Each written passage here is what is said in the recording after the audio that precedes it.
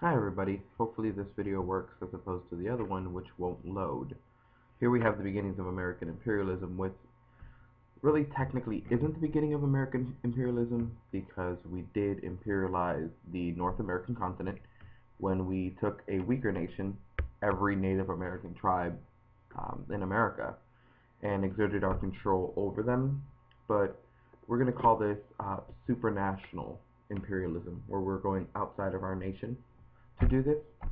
And as a review for world history, we have imperialism being a policy by which a stronger nation extends political, economic, and military control over weaker territories. Now, you absolutely do not have to physically be in control of that country. You don't have to own it physically, as long as you are exerting control over their decision making.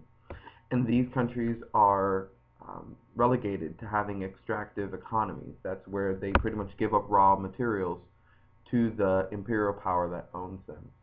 You have a very, very, very important gentleman by the name of Alfred T. Mahan. Why?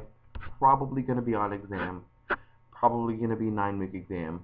Probably going to be EOC, because he is a person that advocates for naval power and says that without a navy, America cannot be strong, and so that's when we decided to invest in the navy, thanks to Theodore Roosevelt.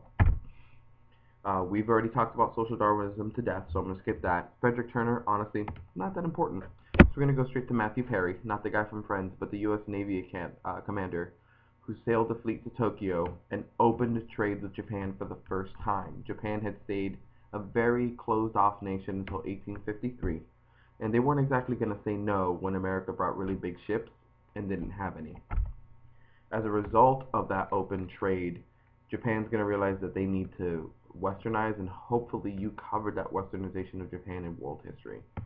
And then you have Queen Liliuokalani, and she's the one that's going to eventually turn over control to the United States, even though she kind of tried to fight us. It didn't work out very well. Obviously, we own Hawaii now. It's a state.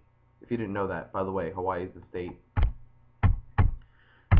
So covering that definition section lets me skip how many slides? A whole lot of them. Let me just keep pushing to the right. This is so much fun. Are you super excited right now? I'm super excited right now. Everybody's super excited? I'm super excited. Who's having a good time? Here we go.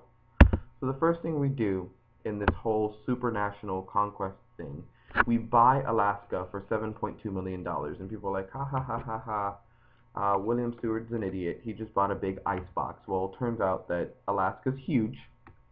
It is about half of the size of the continental United States, so he pretty much doubled our size for $7.2 million. You can't even pay Peyton Manning for a year for $7.2 million.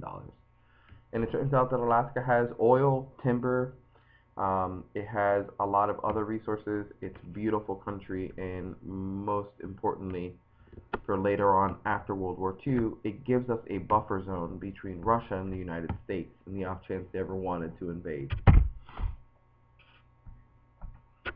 The end.